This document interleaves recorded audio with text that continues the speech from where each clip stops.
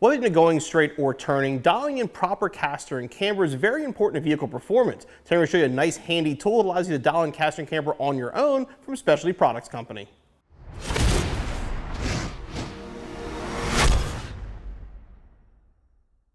Now in my case, I'm more into drag racing, where for me, I want zero camber, zero caster, zero toe. I want those wheels as straight and literally as easy to roll as possible, so I want no rolling resistance. Now Brendan here is more into handling. Now when you talk about handling, that's when you want to add some negative camber, some other things to make the car actually perform better. What we're going to do is we're going to show you how to set the gauge up on my Mustang here, which is definitely more of a handling focused car. So Brendan's going to show you how to set up the FasTrax gauge and how it works. Okay, there's two different styles of FasTrax systems. For your 13 to 17 inch wheel, and then your 17 to 22 inch wheel that we'll be using on our Mustang. Now Brendan, obviously I'm very careful with my HREs, they're a little dirty right now, but how is this going to damage the wheel at all? Is it going to mark the wheel? How's it work? No, it doesn't mark the wheels at all. It has little rubber pieces on here to grab the outside of the rim. For other wheels, you can grab the inside, but we will be using the outside with little rubber isolators. So what you have to do is loosen your locking nut, pull the tool out till it grabs the bottom of the lip, then you go to the top of the lip, and then just lock it back down. Now before you do this, you want to make sure obviously your wheel's straight. Is there anything else you want to do setup wise before you actually install the tool? Now that we have this tool set up to the wheel, we have to put it on the ground, level up the gauge to tell our floor is level. Okay, and what if you were doing this, say you were in a stone parking lot or a gravel lot that wasn't actually level? Is there any way to do it, or do you need a level surface? You do need a level surface to have this done.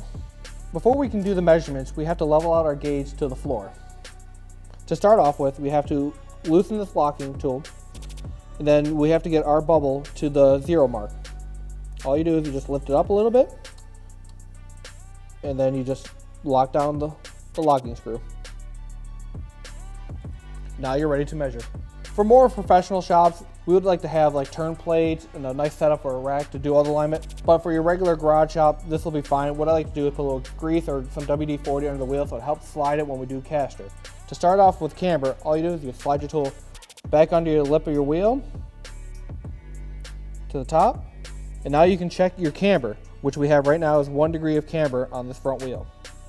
Now why would you want to run, what's the benefit of running more camber, and how much would you want to run on a car depending on application? When I was running a 315 tire on my car, I was running about 2 to 2.5 degrees of camber.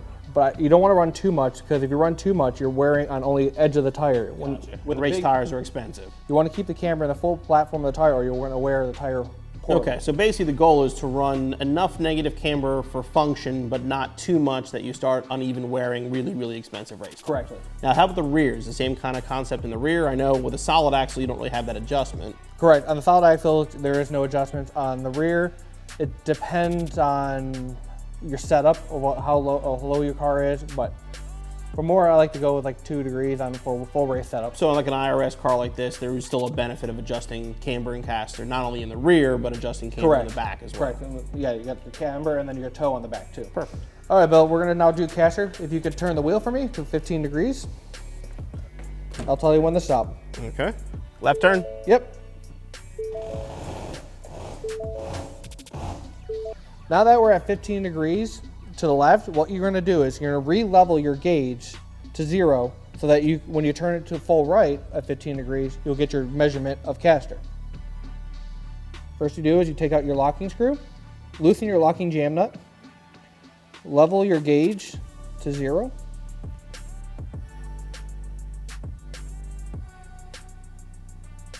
Re-tighten up your jam nut. Make sure it's still level to 0. And now we can turn 15 degrees the other way. Okay, Bill.